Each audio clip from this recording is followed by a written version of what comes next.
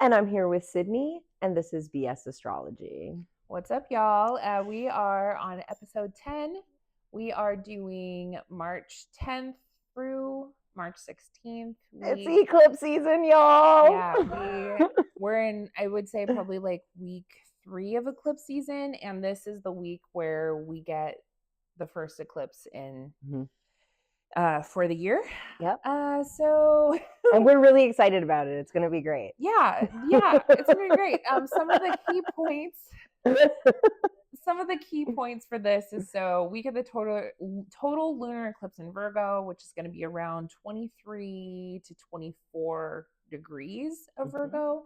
So if you have any mutable placements within probably, I would say 21 to 26, you are kind of up for possibly being the main character of this particular lunation. You're going to be the main character. Yeah. / you might get punched in the face with it. Yeah. We'll see how it goes. And that really depends on the chart, right? It depends on whether you have angularity with your mutable placements. It also depends on like what perfection you're in, all sorts of things. But just know that if you have mutable placements around 21 to 26 of the mutable, so this is Virgo, this is Sag, this is Pisces, and this is Gemini. I know I went a little bit backwards, but no, you got it. Yeah, this is for you.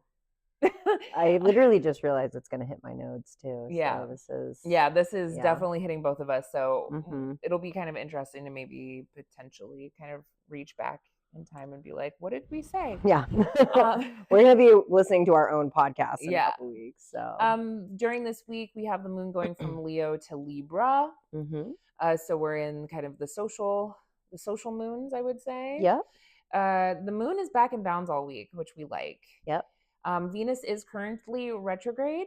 Mercury will go retrograde later in the week, just after the eclipse, and there's some interesting things about that.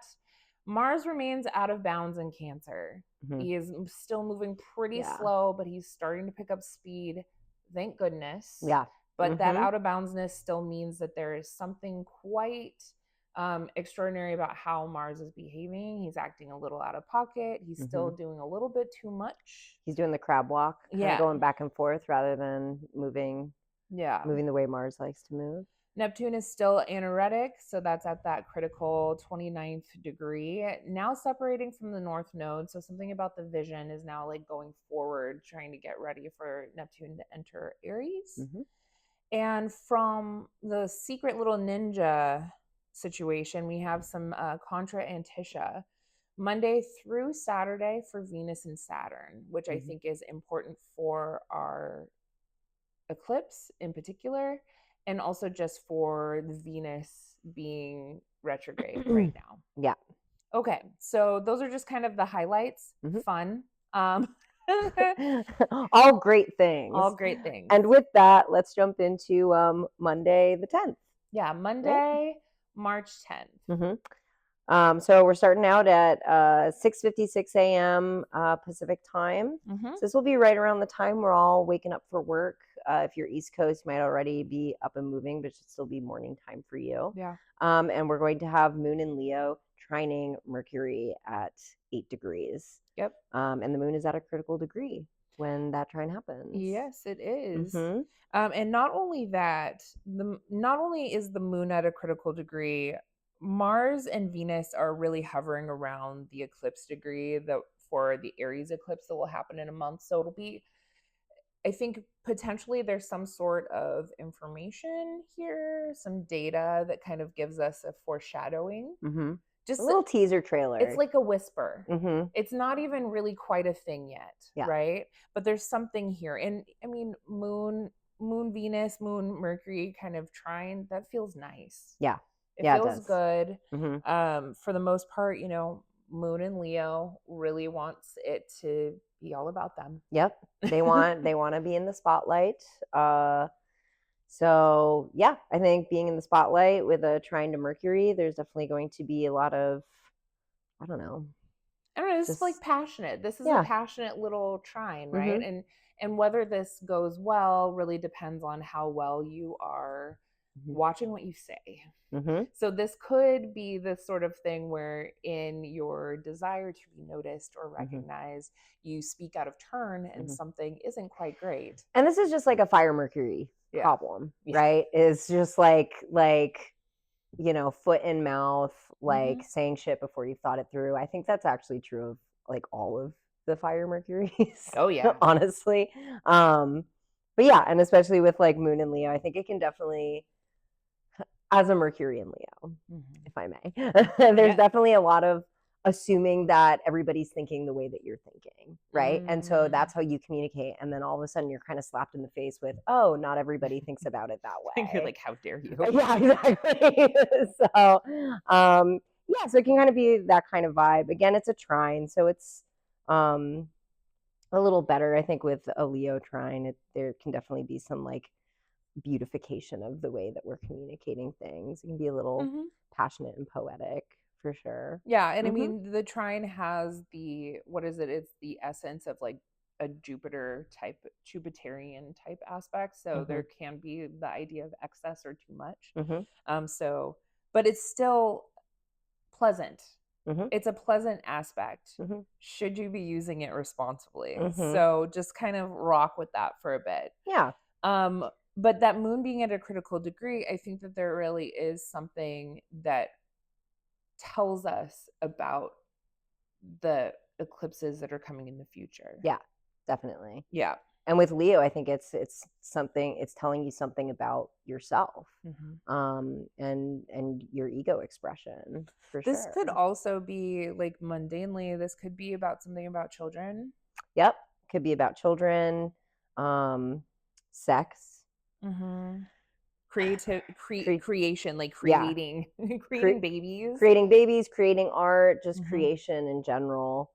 This is a very like fertile, pregnant kind of moon, I think. Yeah. Venus and Aries being ruled by that moon and Cancer, which then is answering to that moon in Leo, or Mars and Cancer, pardon, answering to that moon in Leo. These are all kind of the signs of like young. They're young signs. Yeah. Of like especially Aries, baby energy. Yeah, this is baby to toddler energy. So there could be something that we are being told about like our educational system, how children and mothering and all of that kind of stuff works. Just kind of just something to kind of put in the back of our bonnet. Like we already know that there's a lot of stuff about reproductive rights happening. So there could be some germination here. But let's move forward to 9:20 a.m. We have the moon in Leo trine the Venus in Aries. Now Venus is retrograde. Yeah. So, moon trine Venus, it's nice, but this is going to be a little bit spicier, right? Because Venus is retrograde in Aries, which Venus already doesn't love being in. And these are both like solo signs, right? Yeah. So this is like, I'm going to go and do it my own way. I'm going to go feel good in my own way. Exactly. And with the Venus being in retrograde, maybe there's something to be revisiting or reviewing about doing things your own way. Yeah.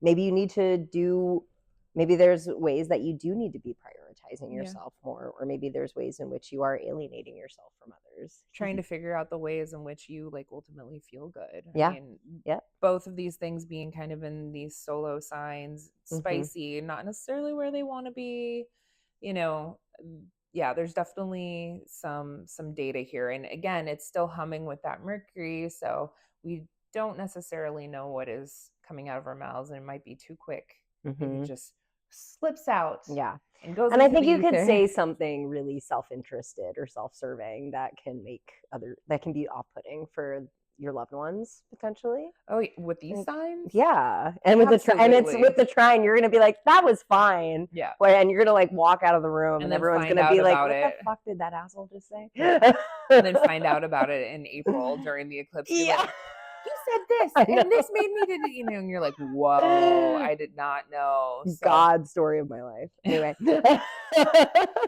But we do see that these degrees of the upcoming eclipses are being kind of triggered as like a precursor to going forward. So we're definitely inside of this liminal space where the thing about eclipses being great endings and great beginnings. And we'll talk more about that when we get to Thursday, but just something to keep in mind. Yeah. So, and just overall, I think, well, let's talk about the last thing going on with Monday, and then I'll say what I was gonna say. 4:45 p.m.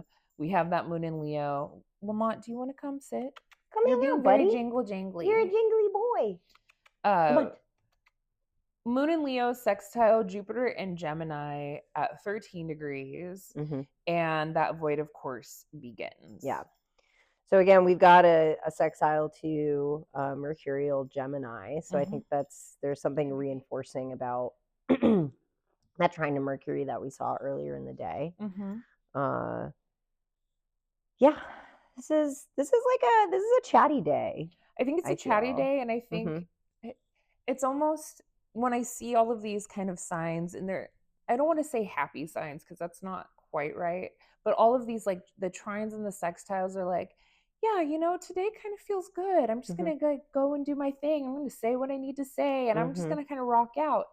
And I don't mean to be like doom and gloom, but it's like almost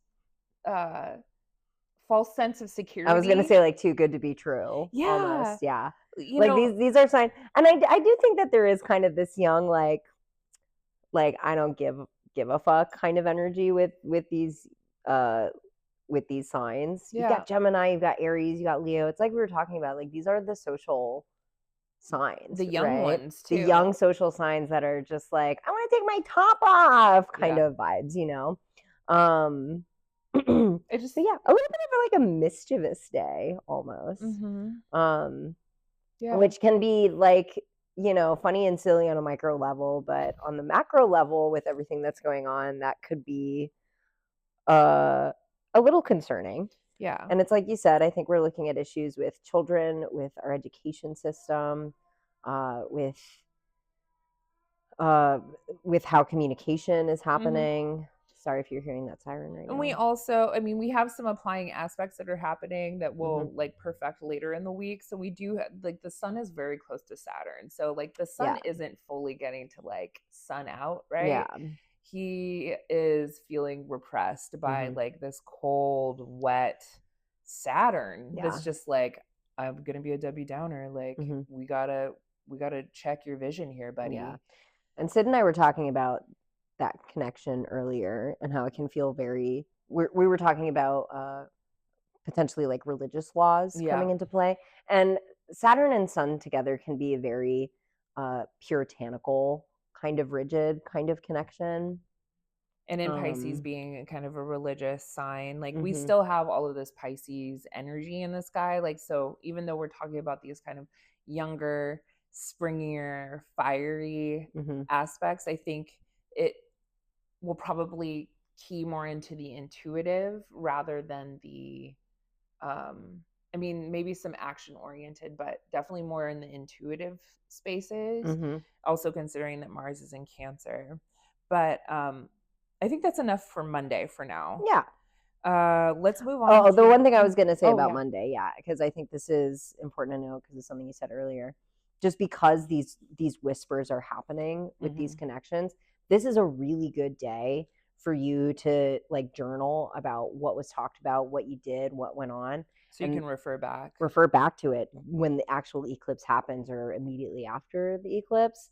These days are good days to look back on and this season and review, especially if you're the type of person that actually does like spend time sitting with an astrologer to go over your transits, to be able to tell an astrologer like, oh yeah, I do know what was happening during this time. I was going through this with my parents, or this thing was happening at work, so that there's a little bit of data so they can look forward into the other Virgo eclipse to be like, maybe the story continues through here and sees how things kind of hit.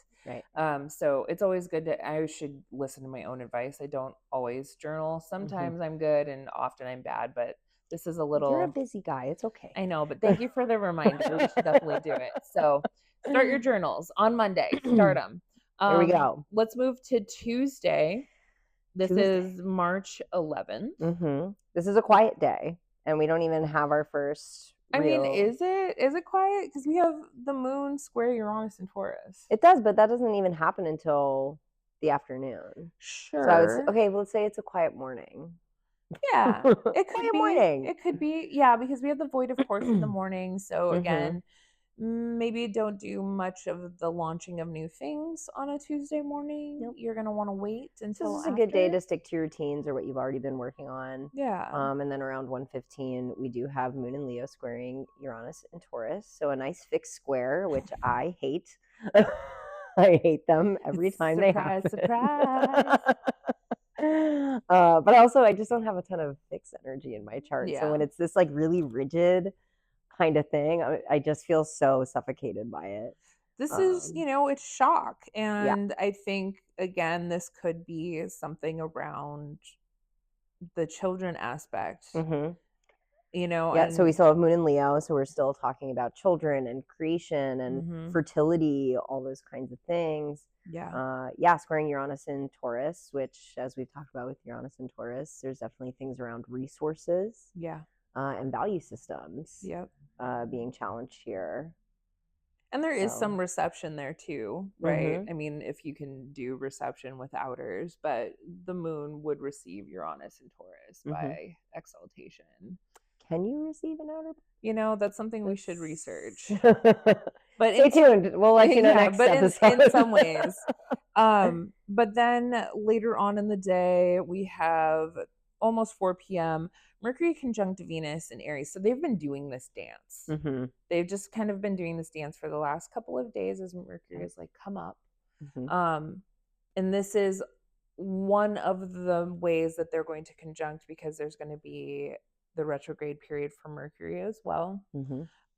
So Mercury conjunct Venus in Aries at 8 degrees and 47 minutes. So this is so close. This is within a degree of that Aries eclipse, which will be happening at 9 and some change. So this goes right back to those whispers, right? Yeah.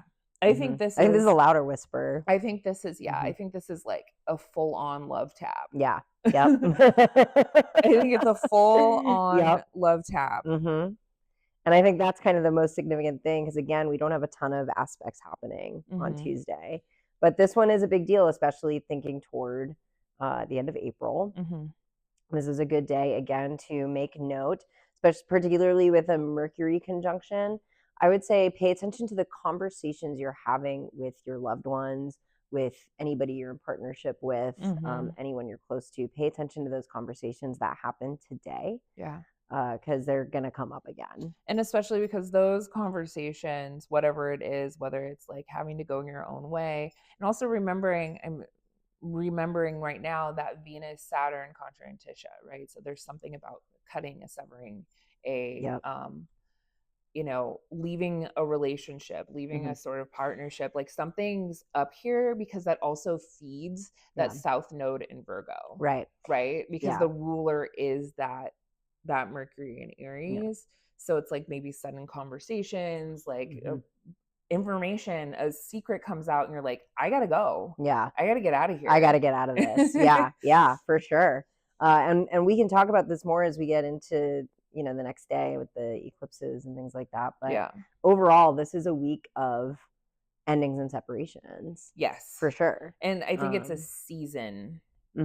A season of it. I think this is like the whole like month, really, because the eclipse season is for about a month before the actual day of the eclipse, for about a month after, but then we run into the next eclipse, which will be in Aries. So this whole season, it's like going through the gauntlet of great endings and great beginnings. And by great, I mean like big, not necessarily like fantastic. No. It's not even like ending a chapter. It's like ending a book and starting a new book kind of vibe.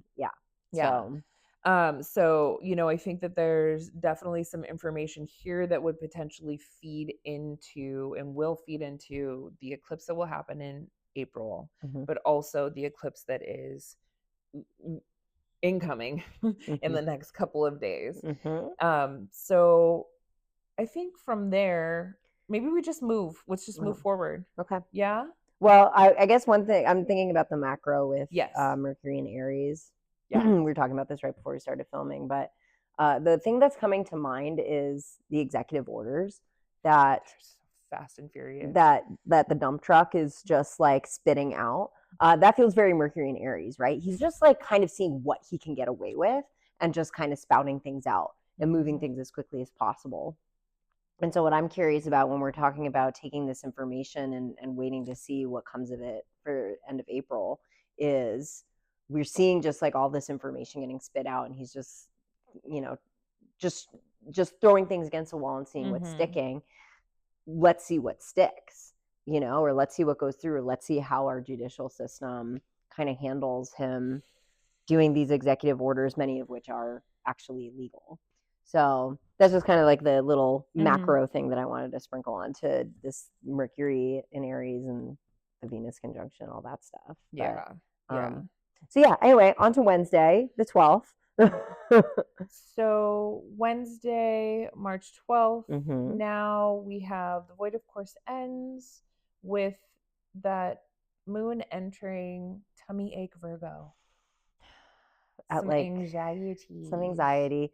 It's going to be 1 a.m, so you might still be sleeping. Maybe you'll have an anxiety dream. But, you know, moon will be in Virgo for the 2.5 days. So, like, any of the anxious, nervous, critical, analytical kind of, you know, mercurial. It's a mercurial moon. Nitpicking. Yeah. Kind of. It needs all of micromanaging. Analyze everything. It wants to. The nitty gritty is very important here. We get a little bit more duty minded.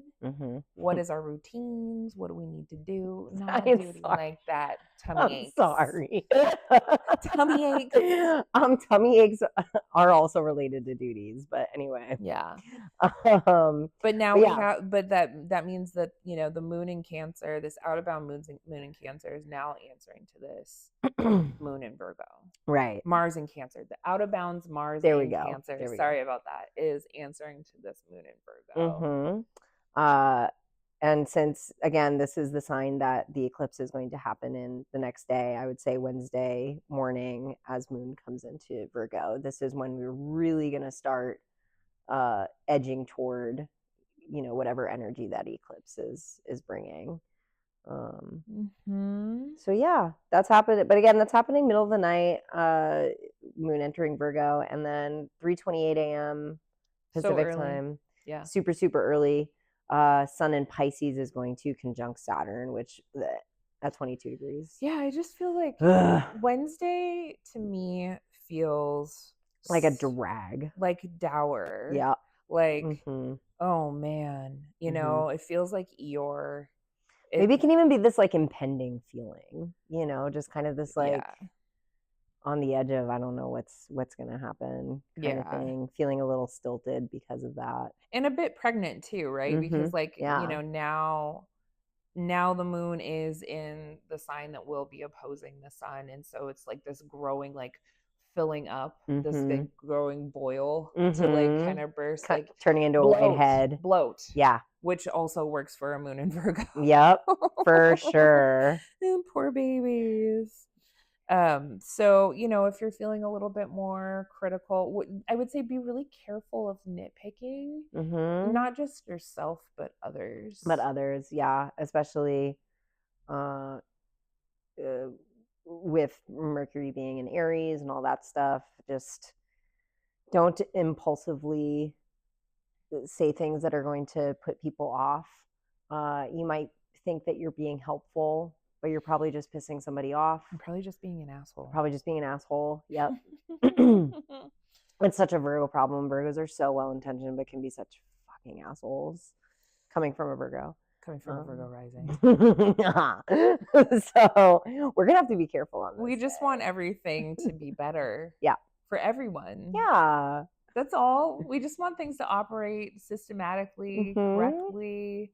Correctly. That's the thing. We want things to run the way they're supposed to. Without too much, you know, excess bullshit. Like, yeah. So, you know, if you find yourself kind of turning to that space, that totally makes sense. And this is also a good time to really think about the sorts of routines that you have been fostering, harboring, working on, planning to instigate, and potentially you have some sort of idea of like what you need to let go of, especially because full moon, it's, we're moving into this full moon, so we're getting pregnant with the ideas, also Virgo, of what we need to be releasing. Yeah. That's pretty good for Wednesday. Yeah, because we now need to talk about Thursday, March 13th. So this is the day of the total lunar eclipse in Virgo, which will happen in the evening. So I think what I would love to do is to split this up into two pieces. Okay. So we do Thursday before the eclipse, and then we talk about the eclipse chart kind of separately, so I can split it into two. Let's do that. So early in the morning, this is Thursday the 13th. 3 in the morning, Moon in Virgo squares Jupiter in Gemini. This is, lots of information, lots of ideas. Very mercurial. Fix it. Fix it. How do I fix this thing? How do I fix that thing? How do I like looking at all the little bitty details, right? It feels like being an editor. Yeah, for sure. Yep. Now it's going to be, again, middle of the night, very early morning. Yeah. So this may be, in the dreamscape, more or less. Yeah. If you're an East Coaster, you might be awake by now, and just be aware that you're going to wake up feeling. I have mornings like that where I just wake up and it's like my brain just immediately turns on and I'm just like, I have to think about every little thing I have to get done today. And I just can't stay laying in bed. Yeah. So that's very much what that kind of energy could bring. Yeah. For sure. That's how the Thursday is going to start. And then that's going to kind of carry us through the morning until just before 2 p.m. And the moon in Virgo is going to sextile Mars in Cancer at 18 degrees. So now we have the moon sextiling the planet that it's ruling over. So there is like more of a conversation, I think, probably. This is a friendly aspect. There's an exchange of ideas and energy here. They want to work together. So this could be like, you're cleaning up your house. Yeah. Like literally, I'm going to clean my house today from top to bottom. And that feels really good to me. And I feel like I'm just really taking care of my routines. I'm taking care of my health. Taking care of the house, all that kind of stuff. Yeah, for sure. Definitely not the worst part of the day. No. I really think it's, the ability to get some stuff done. Probably not all of the things that you were thinking about with the moon square Jupiter, right? Right. But some of these things. The moon square Jupiter is going to have you making the to-do list, and then that sextile to Mars is going to let you at least start banging off some of the things on that list, which is good. A productive Thursday. Yeah, I think it can. I think it could be really productive so long as you don't get maybe caught in like the minutia. Yeah. With the Jupiter and Gemini being too much. And moon in Virgo. Yeah. And also just a lot of and like this is one of those days.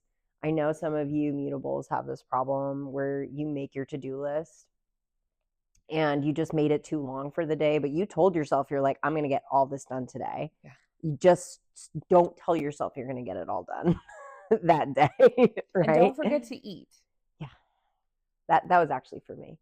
Don't forget to eat on a day like this. Yeah. So, don't get caught up in the minutia. That's definitely the big thing with Thursday. But yeah, it's, again, the sextile is nice because it's not an overwhelming kind of content. Love a to-do list. Me too. If I could have different colored marker. Anyways, it's great. So this is definitely, you can do things like this. I have a whiteboard. Oh, you have a whiteboard too. Yeah, we're whiteboard mommies. We're into them. And then we then go into the evening. So that energy kind of holds. So I think this is going to feel pretty productive. But I also think because, this is the height of full moon energy that's culminating right now, things kind of feel pregnant, heavy, full, dense, bloated. It's just kind of that weird liminal space where like the other shoe is going to drop, like that. Just that energy can be kind of pervasive, like happening all day, even if the shoe dropped yesterday, or today or tomorrow, because the eclipses don't necessarily mean that it's happening in that moment of the eclipse. Right. These moments can happen anytime around the eclipse, which is what makes it such a magical, weird. And it's why it's great to look at your own personal chart, because that might help you narrow down on where in this period of time is it going to hit you personally. Right. And what place? Yeah. What place is it's going to hit you? Check what house Virgo is in for you, because it's going to hit that house real hard. Yeah, Virgo, Pisces, that axis.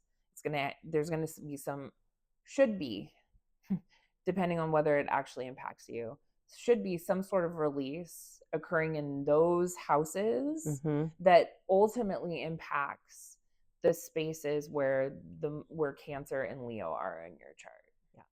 So for instance, just if you're looking at your own chart, I'm a Virgo rising. So by whole sign, this should be hitting my 1st and 7th axis, and then ultimately impacts something around relationships and self.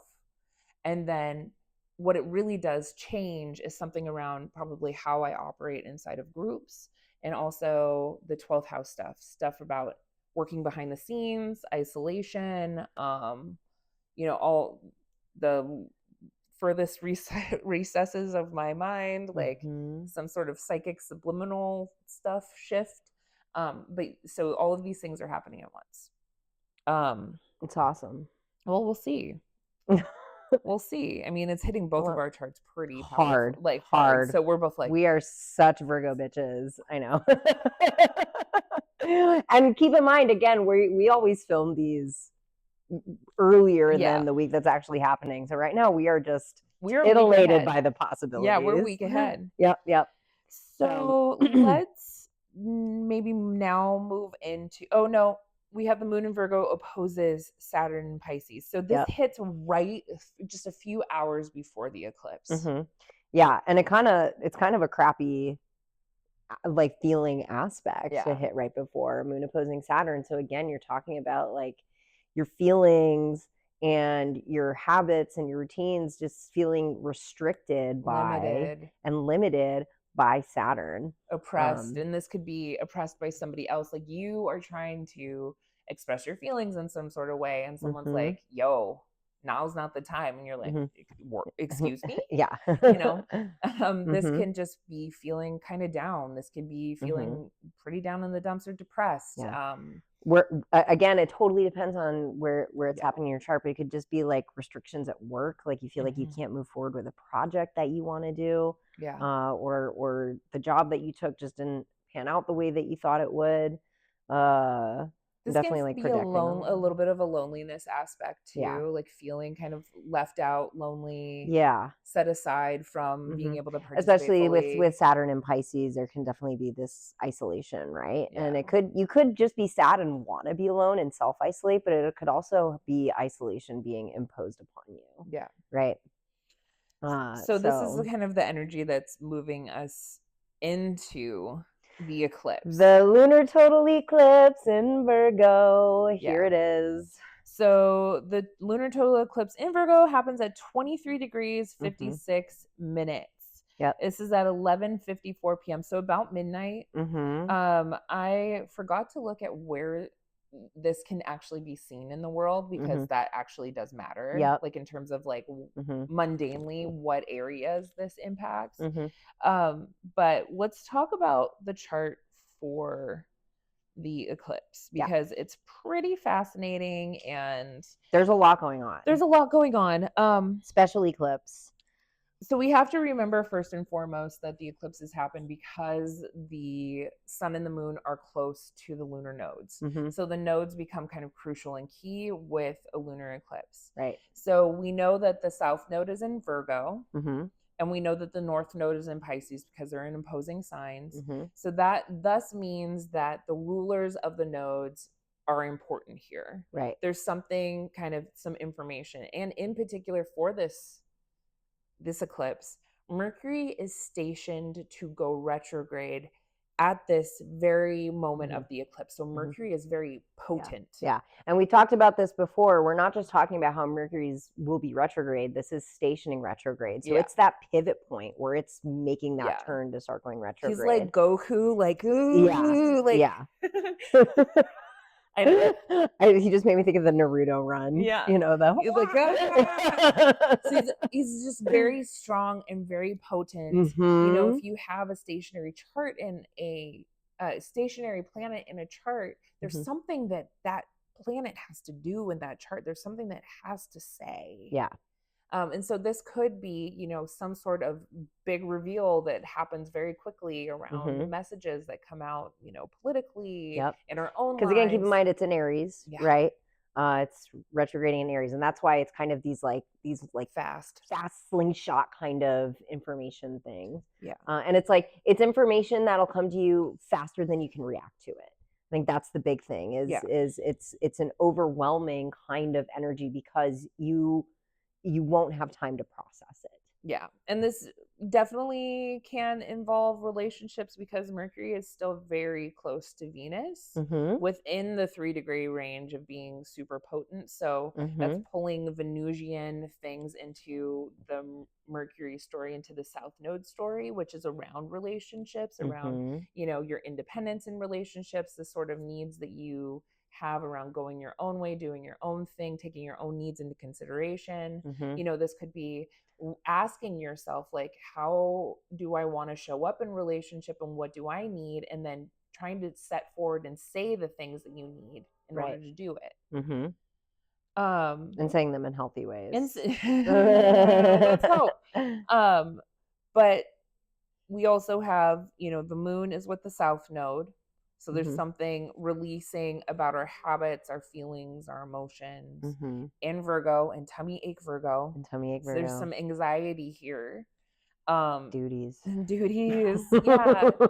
There's some criticism, maybe self-criticism that needs to be released here. Yep. And then we have that Sun Saturn. I think the biggest highlight of this particular eclipse is Saturn it's just Saturn. Yeah.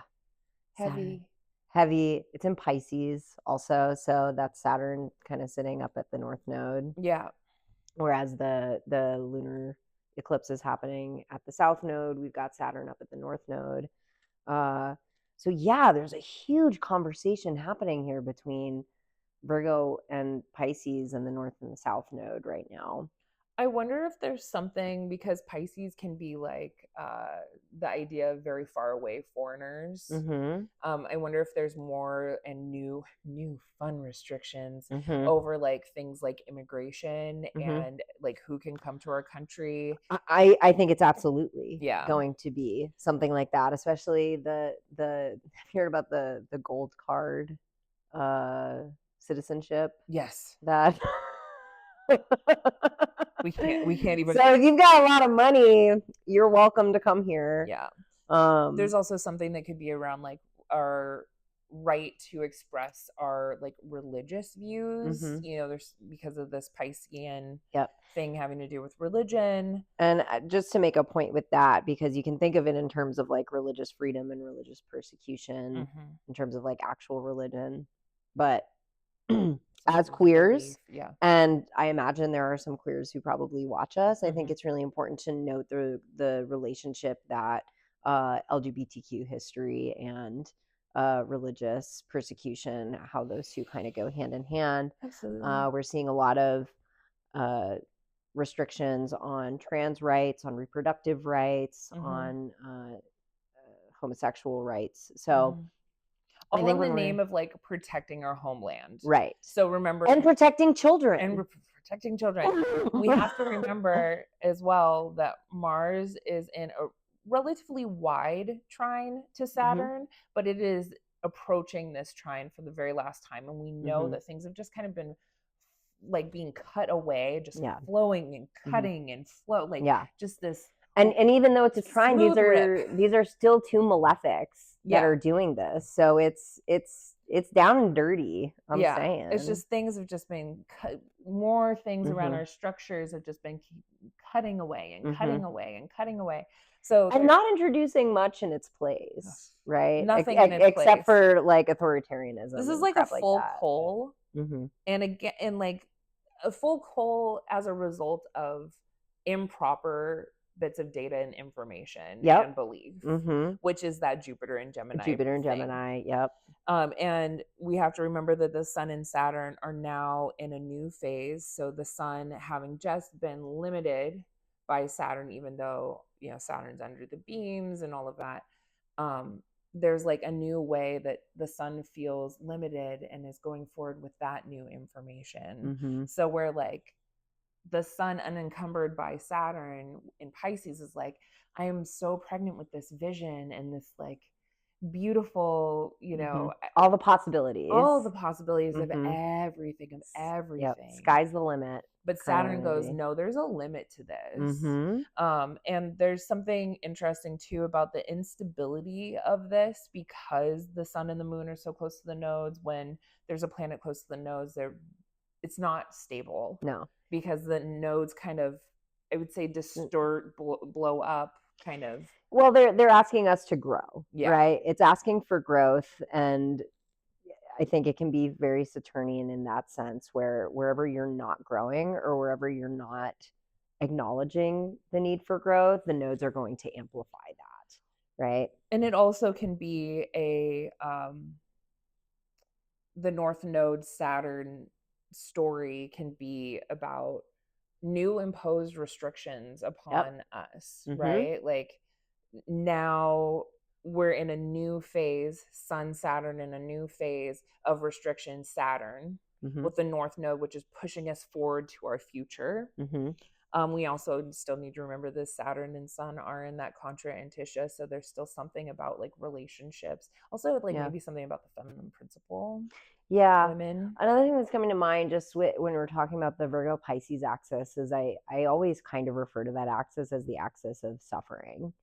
It's where we suffer. It's where we suffer collectively. This is the real sufferers axis. The martyrdom complex.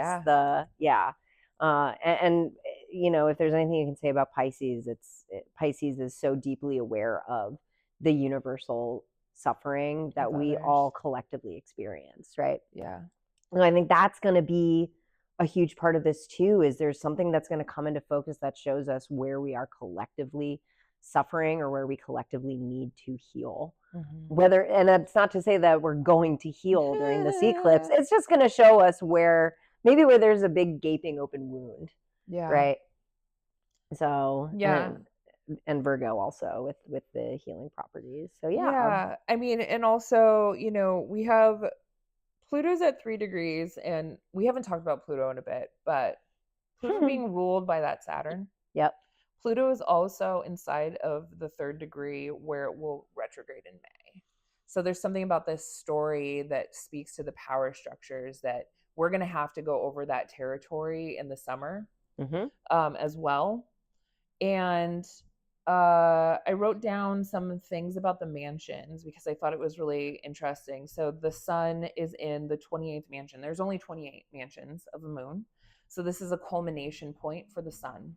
Which feels very full moon also. Very, very, very full moon. And then the Moon is in the 14th mansion, which is half away, right? That opposition, which is about separation, which is also about this opposing. This is like the final opposition. This is the final release before we're kind of slingshot into the future, which is all of that Aries energy, especially when we come to you know, Neptune going into Aries. Just it's going to dip its toe in, let us know what's up, and then come back out for a bit before shooting us into the future.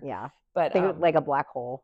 You're just gonna get sucked into a black hole, and no one actually knows what happens when you go into a black hole. We don't. Do you disintegrate? Do you go to another dimension? Maybe both. I don't know, man. I'm so curious about this eclipse for us. Like, just it's going to be big. I've seen a lot of pop astrologers online talking about how this is going to be Armageddon or an apocalypse or something, and I think it's really important that we pull away from that. I mean, you never know, but I don't think the world's going to end or humanity is going to end. But this is this could speak to a really pivotal point for where we're going collectively. Well, and it's like, if we think about this potentiality of entering a new phase of restriction, right?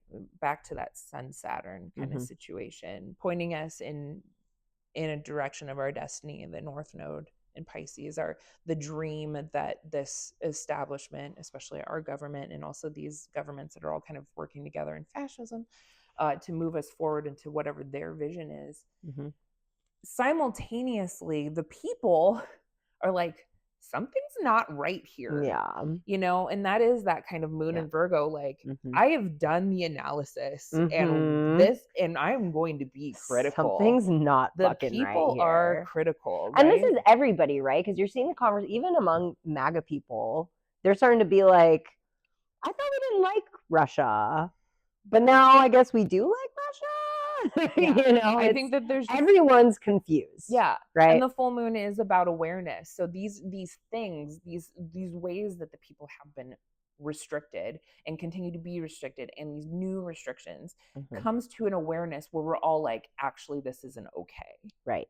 Right. So there's something about that as well.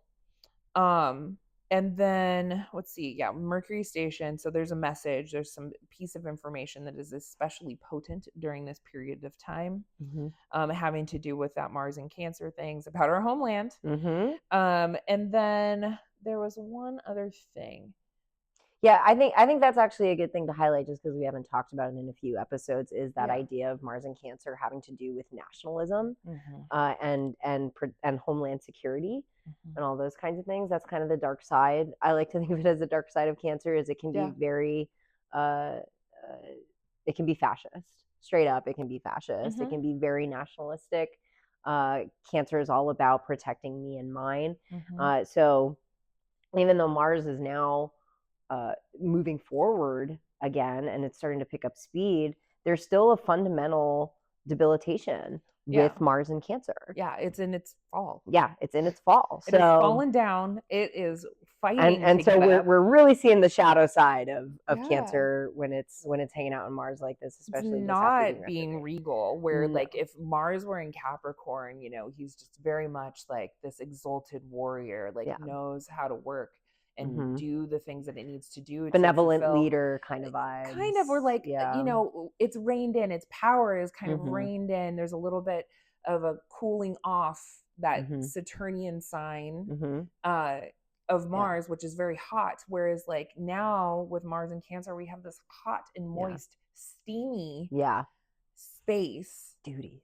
You know, it's not, it's just not, and Mars is out of bounds for this. So and I think Mars gets pretty skittish in Cancer. It gets scared, and that's where that nationalism comes in, right? Where it's just like, we're gonna point the blame at everybody that we can who doesn't look like us, think like us, make us feel safe and familiar. So just like the overarching vibe of that, I think it's worth it bears repeating as we're talking about kind of the overall vibe of what's happening with this eclipse. But the Mercury is also on the fixed star Alganib, which is, tell me about that. Quarrelsome. There we go. Success only happens through fair fighting. Which I thought was like, oh, that's interesting. That is interesting. You know, especially because it's also ruled by that Mars and Cancer. There's this whole little circuit that's happening within the Mercury in Aries, the moon in Virgo, and the Mars in Cancer. There's this whole circuit that's kind of talking to each other because they're all receiving each other. Interesting. You know, because the moon in Virgo is ruled by the Mercury in Aries, which is ruled by the Mars in Cancer, which is ruled by the moon in Virgo. So there's this little conversation that's happening in the background. What did you say that asteroid was called? Alganib. It's a fixed star. Oh, it's a fixed star. Yeah. Alganib. And quarrelsome, and what is it? Success only comes through fair fighting. So is this to suggest that if certain people who may be in charge of a lot of other people speak up in all of the right ways, that there's a potentiality for success. Yeah. Potentially. I mean, there's these other... We got Bernie Sanders. We got Bernie Sanders and AOC. They're pretty pissed off. Oh, I wonder what their Mercuries are in. I think Bernie might be Mercury in Virgo. Oh, that would make sense. Because he's a Virgo. Yeah, that would I think he's sense. A double Virgo. Yeah. He's one of my fave Virgos. There's another Neptune will be conjunct fixed star sheet, so there could be some more flooding. And water news, things around water, because it's in a water sign. The moon is conjunct Alkes, so this there also is a bunch of flooding happening in Kentucky and those places. Yeah, and I mean it's I think it's actually already on sheet right now because Neptune is so slow. Moon conjunct Alkes, so this is Alkes can bring success to farmers, gives confidence and faith to the future. However, it is being eclipsed because the moon is with that. So it's kind of a question of what kind of optimism we can have for the future. Yeah. And then let's see, there was one other thing. We have the sun and the moon are in pairing with Elnath, which means aggression, vigor, strength, can be an activist or an agitator. So I think there's some crankiness. There's some deep, I mean, there already is. Like, I don't need a star to tell me that like we're big mad right now. Yeah. But I think this is definitely baked into and is very, it's like what this eclipse will be known for, because when you have a star in pairing with a planet and it's culminating, it's like what the thing will be named for or known for, pardon. And then and that's making me think of just all of the banter that's happening across the aisles, right? In terms of our like two-party system, it's just like two dogs barking at each other. Like, just do something. Just fucking do something. Just do something. Yeah.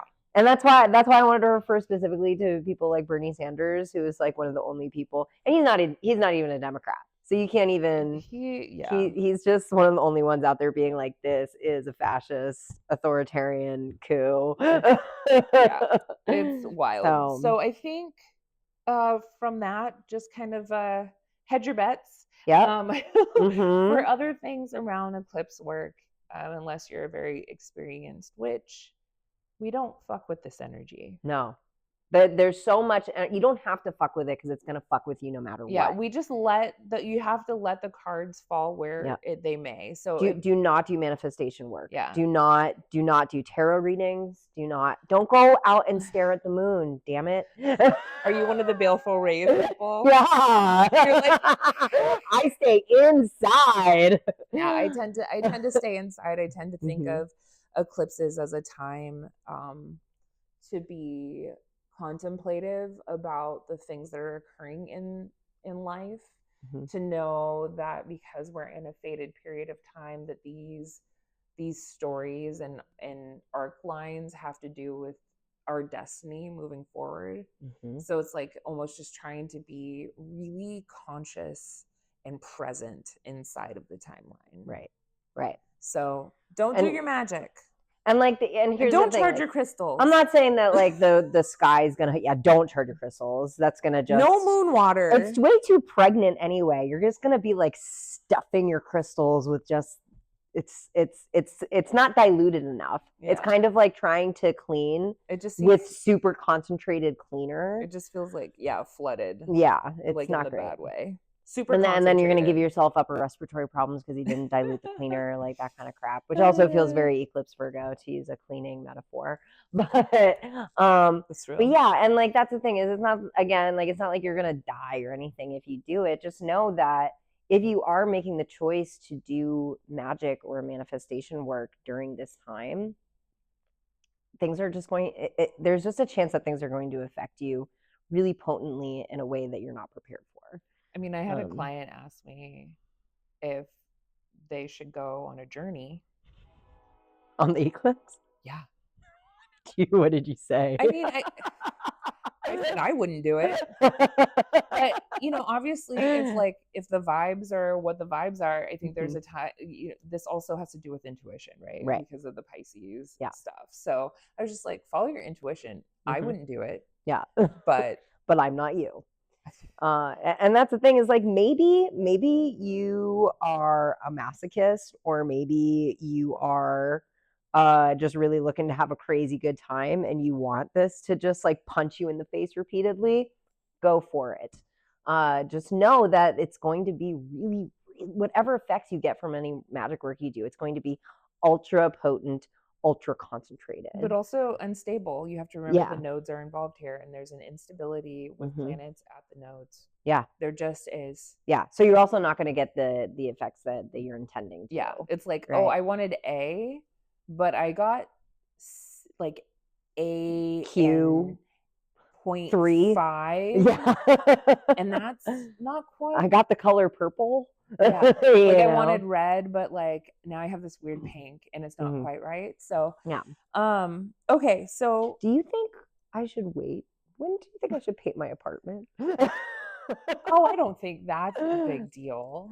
It's a huge. My moon's in Libra.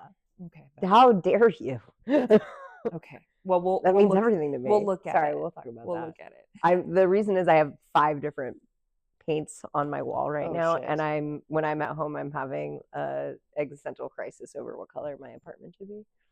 So that's what my eclipse is. I hope that it's just decorating. I hope it's just decorating. That'd be so beautiful. Wouldn't that be nice? It's not going to be that, but okay. So anyway, let's move forward. I think that was enough talking about the eclipse. Yeah. Obviously, it's but also just keep in mind, again, like you were saying, the rest of what we're talking about for this week is coming right off the heels of the eclipse. Still in eclipse energy. Yeah. So Friday, March 14th, we are now in the aftermath of the eclipse energy, which is still potent. It is still very much there. All of the things that we said still hold. Yep. Okay. Middle of the night, Moon in Virgo, trine Uranus and Taurus. So this is like some sort of sudden insight, sudden, I don't want to call it shock because it is a trine, but it's like an intuitive hit, an intuitive knowing. It's also an earth trine, so it's not, there's a stability to that, but or some sort of shift, a little bit of a shift in the stability. Yeah, a tectonic shift, like a plate shift. Yeah, I would say that. So nothing huge. I do think that this is pretty close to algal Uranus and Taurus, right?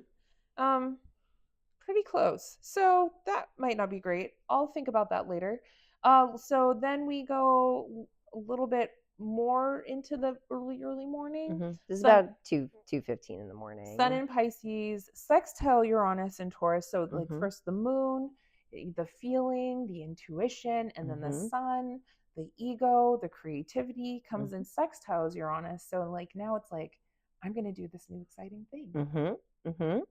And again, it's eclipse energy, so maybe something came up and then now there's a shift in your tectonic plates, and now you know kind of intuitively how you want to move forward with your own potential vision for the future. I would say that's actually one of the biggest gifts of this eclipse is that intuition. If there's something that right now or like that before this week, you're kind of like, I'm not sure about that eclipse might give you the thing clarity. Where you're like, clarity, where you're like, oh, like there really was no path other than this one. Yeah. Right. That's very like Virgo and Taurus, that's also very full moon culmination. That's very like boil bursts. Yep.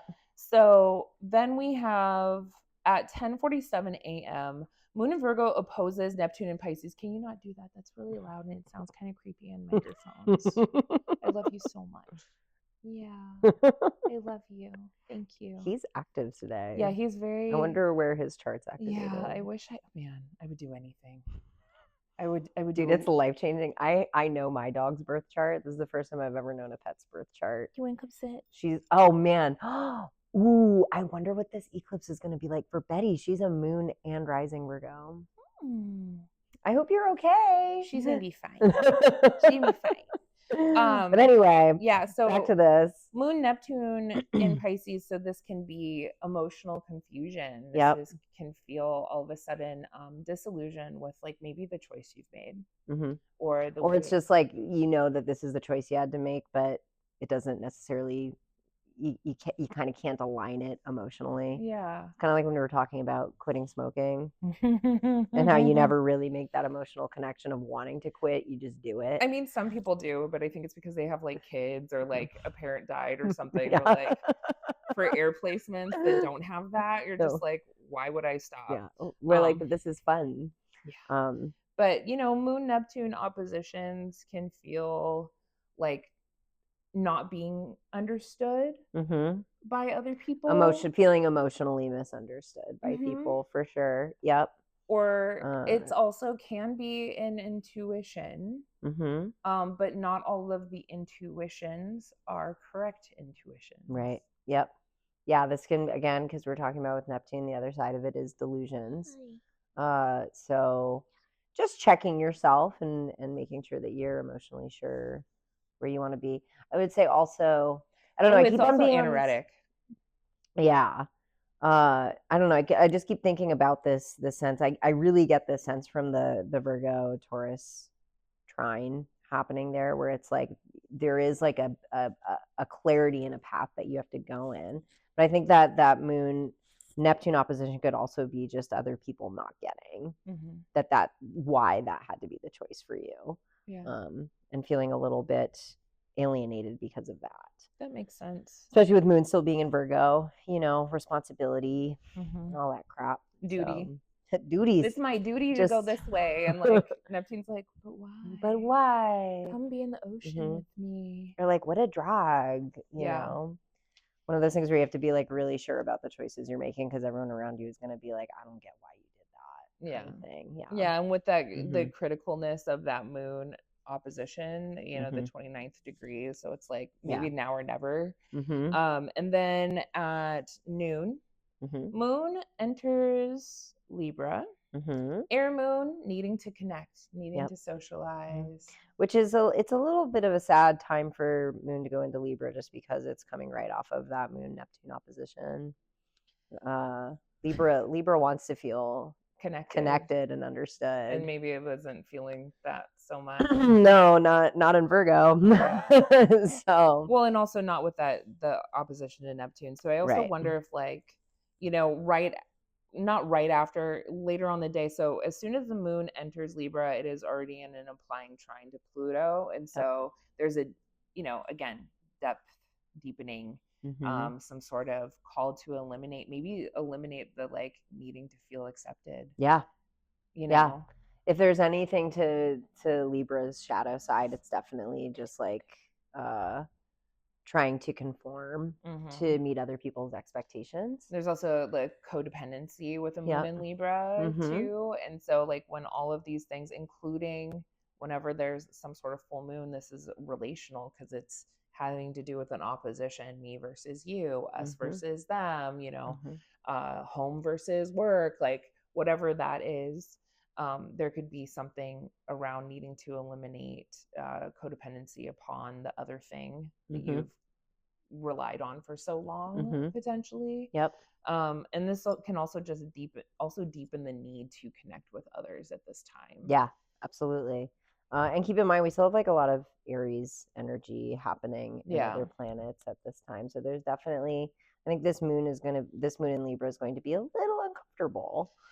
Yeah, I don't think it's the happiest Moon in Libra that we could potentially get. This isn't like the party. No, it's not the again, like best side of Libra is the one who shows up and is like, I want everyone to have a good time.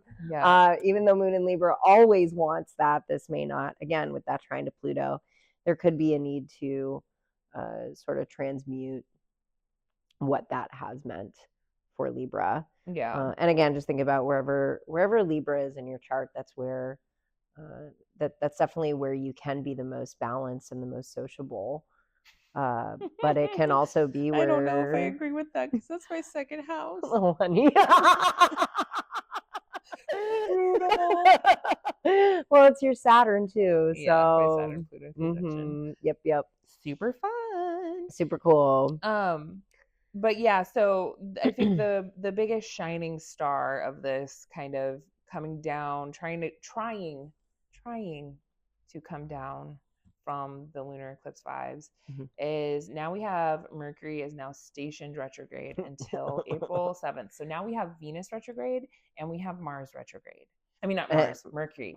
See, I'm already Mercury. We're already. We have Venus retrograde and Mercury retrograde, both in Aries, and both are destined to go backwards into Pisces, back into the vision, back into the dream, back into the all of the things, the delusions, the illusions, the dreams, the fantasies, principles, like all of that before it goes forward into new territory later on. So we're now in this going back over old stuff.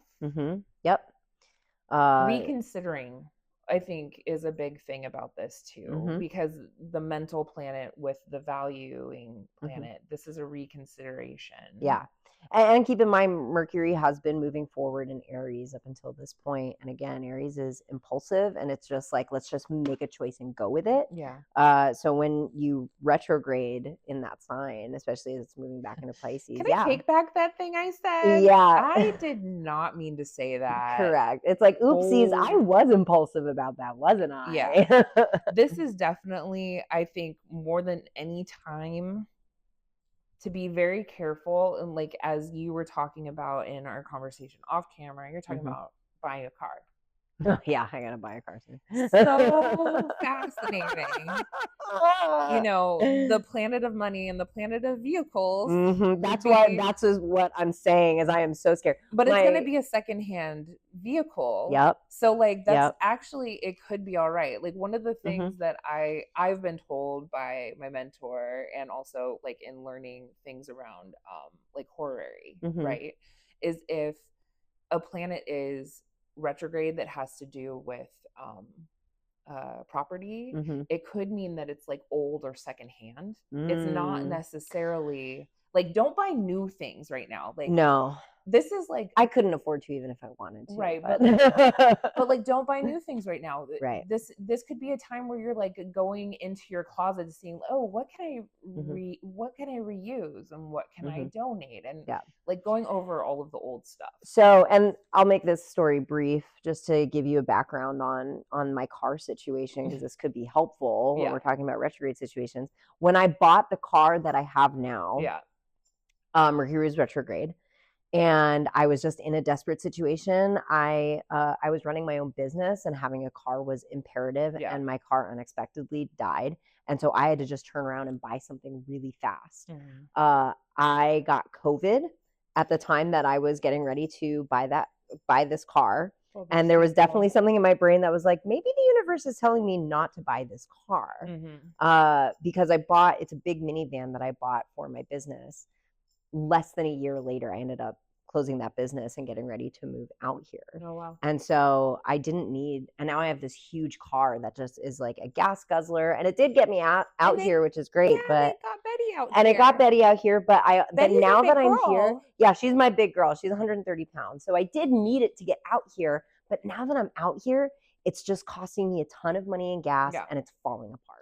Well, and so now I'm opportunity to get a little bit leaner in terms of like what you're spending once you spend.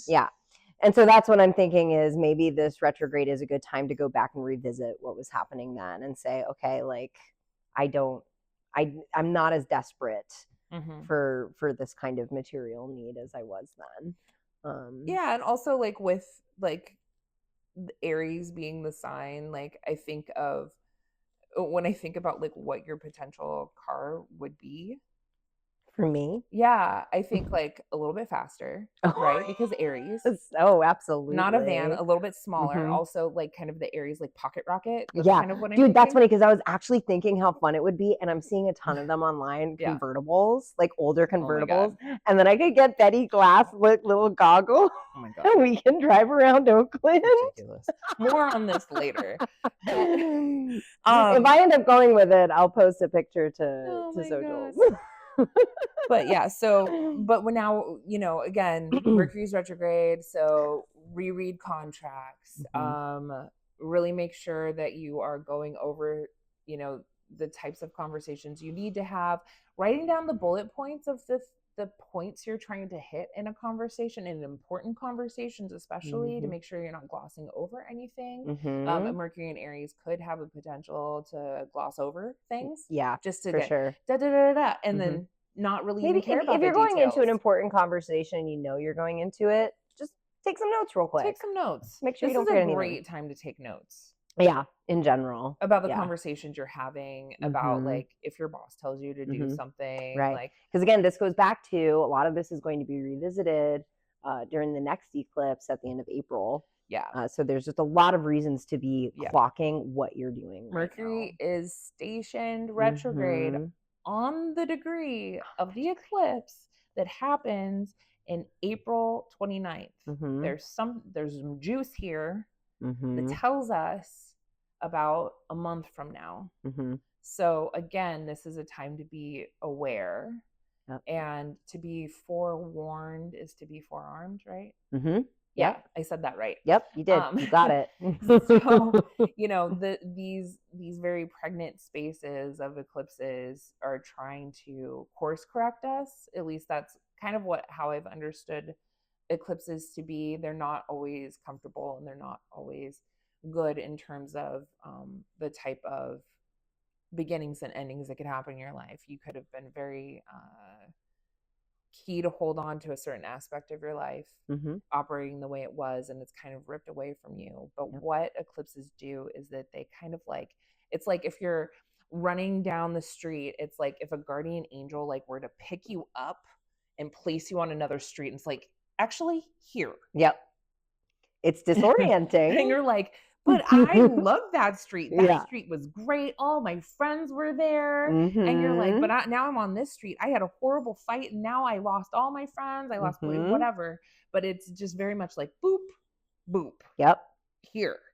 So hard pivot point. It's just a hard pivot point that you can't always avoid. Yeah. And now we have this energy of the retrogrades asking us to go over, reconsider, to think again about some of the things that we have said and what we have done. And I think this can be a learning time. Yeah.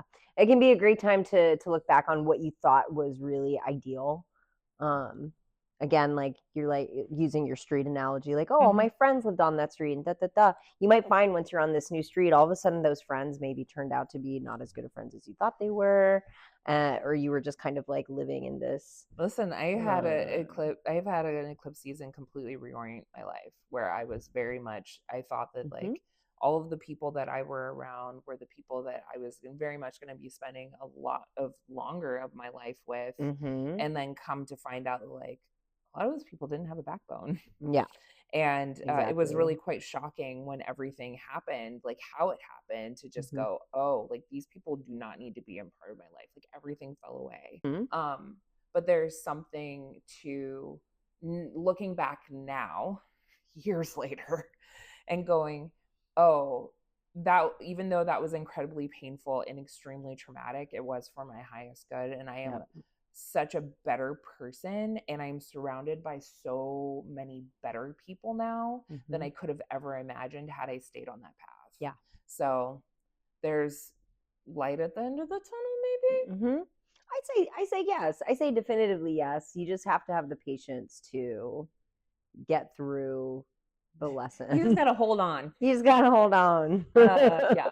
So let's move forward though to Saturday, March 15th. Now we have some little oppositions in the morning. We have Moon in Libra opposes Venus in Aries at around that eclipse degree. So again, we're just revisiting relationship crap. Yep. Definitely. This is definitely this is relationship crap. Yeah. And then a few hours later, we have the Moon in Libra opposes Mercury in Aries. So this is maybe you decide to take your relationship crap to the next level and have a little argument about it. Yep. Now, I will say, of all the signs, I think Libra handles oppositions the best.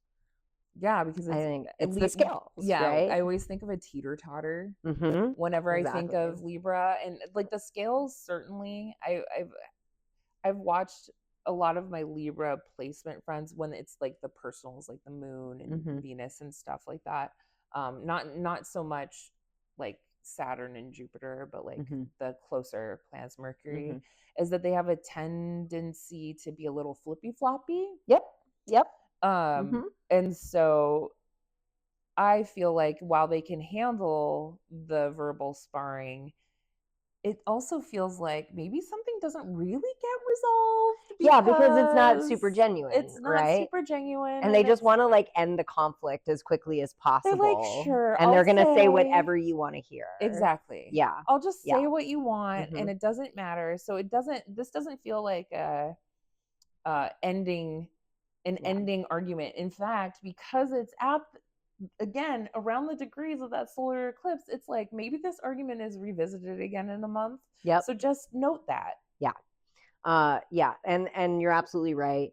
Speaking as Libra moon, it does come from a place of there's a genuine want to see the other side, see where somebody is coming from, so that you can find that center point and find the common ground, right? Create a sense of harmony. Exactly. But yeah, sometimes if a Libra can't make sense of how to resolve the conflict during the conversation, which let's be real, It'll like just drop conflict, it. yeah, conflict is frequently like that where you have to revisit it a couple of times. Yeah. Libra hates that. Libra just wants things to be resolved and neat and wants everybody getting along. So yeah, they'll definitely tend to kind of bend over to Yeah. And I feel like a just to moon in make the Libra would bend over to a Mercury in Aries. oh yeah for sure.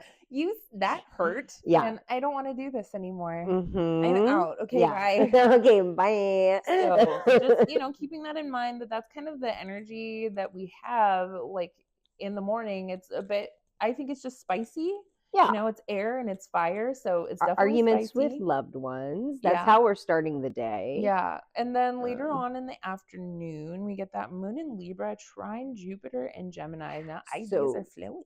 Ideas are flowing. Also, that's the first thing that came to mind is Libra gets into a little tiff with boyfriend Aries and then goes to Gemini, their buddy Gemini, and decides to bitch about it. And then all of the stories, all of the information. I have all these ideas. They're like, Gemini, help me make sense of this. This is what they said, and then they said this, and then they said that, and then and then what I did was, and then maybe the story kind of gets blown out of proportion because these are also like again Jupiter and Gemini also. Yeah, and Moon in Libra wants to tell its pretty stories around things. Like, and Gemini wants to be the hype man. Best face. I was so good. I did such a good job in having this conversation. In this moment, I'm feeling called out. Where I'm like, I feel like I handled that totally responsibly. Oh man! And then it takes a while, and then I'm like, maybe I wasn't. Yeah. But I think that for this day, it's also very important. So if you have cardinality in your chart placements, one, the lunar eclipse did speak to that cardinality with that Mercury station. Yep. But Saturday, I think the cardinal placements, so we got Aries, Cancer, Libra, and Capricorn, there's some juice here to tell them specifically, and especially if they're angular placements, what to look forward to around their eclipse story in April. Yeah, for sure. Definitely. And again, because these are cardinal angulars, it's going to be like right there, right? Yeah. Like this isn't something that you're going to have to dig for. Yeah, very face value. Yeah. So yeah, I think Saturday, especially just coming hot off the heels of the eclipse, I think that could be a big day of how we relate to each other. Yeah. And I think how we're in conversation with each other. Yeah, and I think that there's definitely lesson in here around trying to be compromising, congenial, to try to look at things from both sides, to try to understand other people's boundaries and limits and how they're able to communicate with you, including if, let's say, a Mercury in Aries says, fuck it, I'm out. Moon in Libra might go, but hey, I like be near me. So like let the Mercury in Aries go take a beat. Yeah. Mm-hmm. They don't need to be with you right now. No. Yeah. Learn to be a little more independent, Moon and Libra. So that, there's some juice in Saturday for the cardinals at early degrees, the 6 to 10 degrees about, I would say, specifically. And I mean, just thinking macro in terms of, what this all might mean politically, I think always worth mentioning, Libra is the sign of justice. And also like social graces. And we are in a time where America is not being so graceful. All Libras everywhere are grossed out right now. I know I am. It's bringing a hammer to a needle fight, like is what has been happening. And there's nothing kind or gracious or within like the regular social constructs that we have previously believed to be how we conduct ourselves with other people, especially when it comes to legal things, politics, definitely how people are talking to each other. It could almost be like arguments inside of Congress where like people are saying I would be so fascinated. I think there's something like people saying some wild stuff. These are sound bites. We know sound bites are definitely going to come out of people just saying totally off the wall for the entire Mercury and Aries period for sure. Okay, so let's wrap that one up. Let's go into Sunday, March 16th. I only have one thing written on here, and it is 2:52 a.m. Moon in Libra squaring Mars in Cancer at 19 degrees, and that's where our void, of course, will begin. It's a cranky ass square. The cranky square, and again, it's a cardinal square. Again. It's a cardinal square. It's spurring you to action, even though this is 2:52 a.m. on Sunday. This is in the middle of the night of a party night. Yeah. If I were still a partier and I was out, and this would be like, in the middle of my raging, because I used to not go to bed until like 5 a.m. on a Sunday. This is when you are crying in the bathroom because you just had a fight with your best friend. This is where you leave the party because you're pissed off, but you didn't tell anybody that you left the party, and everybody's like, where the fuck did that bitch go? This is like you're spurred into action. Also, keep in mind, this is going to be St. Patrick's Day weekend. So gross. I'm from Boston, so all my Boston homies. Oh, of course, you're very aware of what these days are. Bro. It's gonna be that. Also, with like the Virgo Pisces shit, God, please don't like get alcohol poisoning this weekend or something. Christ, like if there was ever a weekend for that. If there was ever a weekend to not celebrate St. Patrick's Day, it's this one. It's this one because it is just go get a Shamrock Shake. Yeah, we're inside of the eclipses. Like, but that there's no reception. No, with Mars. The moon receives Mars in Cancer, but it doesn't like it because Mars does not want Libra at all. No. It's like no. Yeah. And now I have to take your needs into consideration. Absolutely not. So it just and then the void of course begins, and I don't think this day feels wonderful. No. And I think if we're continuing with it's like a hangover day, right? It's a hangover after you did something really dumb. So like you wake up and you're like, I just fucked up my whole friend group or cheated on my somebody, something like that. I could see Moon and Libra squaring Mars and Cancer being like you like drunkenly hooked up with someone who wasn't your partner. Well, so we have for that day, the moon will oppose Chiron. So it's gonna suck. It's literally a headache. Yeah, you're right. It's a headache. Chiron and Aries. Yeah, this is a hangover day. This is a big old hangover day. And you know what? It's just the way it is with the eclipses. We can sit here and tell you all day long not to go out and party this weekend, but you might just want to. You might get a wild hair up your ass. Yeah. Especially with Moon and Libra. Like, and also we're talking about this there with my friends. Yeah. Well, and also like the Venus Pisces thing, that can be so escapist. Yeah. I'm sorry. That can be so escapist. Like, fuck it, Moon's in the path of fire on Sunday. Actually, before that, so like from 15 Libra all the way to Scorpio in 15 Moon is in the path of fire. Like, nothing good comes of this. No. you're going to go out and try to have a good time to forget about all your worries, and you're just going to create more worries for yourself. I do not have any shows this weekend, and I am so thrilled about this right now. Could not be better. This is when my friends are in town. You know, just don't go raging. I don't really do that anymore. Yeah, anyway, so like I think you'll be okay. Maybe you'll be in your new car. Maybe. I'm gonna be driving away from all of y'all, being like, have fun. So yeah, that's how Sunday's ending is. That Moon in Libra, square Mars in Cancer. There's really not much else going on that Sunday aspect wise. Yeah. So, but of course, don't do your grocery shopping that day. No, don't do anything that day. I think that this is a good day to, I don't know, I would say to stay home, but I think Moon in Libra just doesn't want to do that. And and maybe you decide to be a babe who lunches or brunches. This could be a good brunch day, but take it easy. Yeah, just take it easy. We still have Venus, Mercury are still within the 3 degrees. They're both retrograde. I mean, realistically, Sunday is a good day to rest. We're going to be coming right off the heels of the eclipse. Yeah.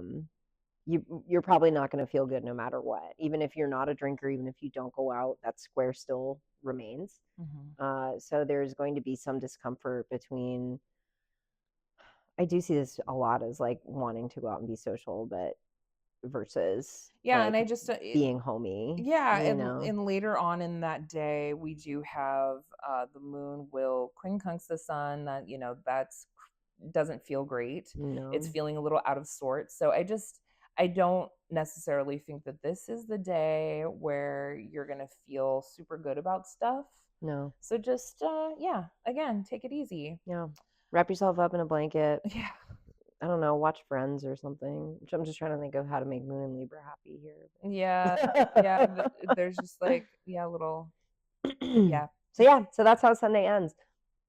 So overall, like obviously the big shebang of this week is that eclipse. And every single thing that we referenced in this week is directly influenced by that eclipse, especially any of the moon aspects. So that's what we're looking at. This is going to be a week that culminates into a separation, an ending. There's going to be conversations around laws around children or education, families. I think all of those things will and an ultimate ending too, because we're dealing with Pisces, which is the end of the signs. Yeah, the end of the end to go into the eclipse in April, which is the beginning of signs. So again, great endings. Yeah, we're ending a book and starting a new book here. It'll be I'm trying not to think about my chart too much when I think about the eclipse. So I know, me too. So again, like if you're curious about where any of this stuff is happening in your chart, especially if you have felt like the lunations have been hitting you pretty intensely for this last year, it might be that by perfection you have the moon or the sun being activated. Yep. So this would be a really great time to schedule a reading with your favorite mercurial astrologers. We're open for readings. I'm going to put the end card on. Please like, subscribe, share. Let this play in the background a few hundred times so we get our views up. Yeah.